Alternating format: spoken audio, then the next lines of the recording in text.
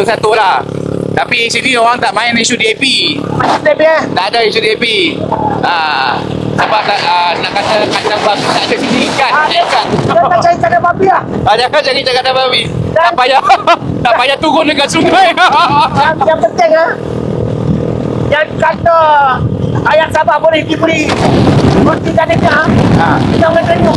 Kalau walau kita datang sini makan lobster. Macam tak pernah makan. Orang Sabah makan lobster macam mana kopok je.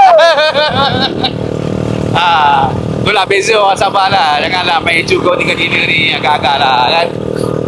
Ini penghinaan. Ni hina. Dia kita ni bila sampai buat kempen ni, kalau sampai hina orang ni tu bukan kempen lah kan. Ya sebenarnya ini bukan kali pertama parti itu menghina negara, negeri, bangsa, laut kan. Kalau kita boleh ingat Presiden dia pernah kata dekat rakyat Sarawak pakai cawan.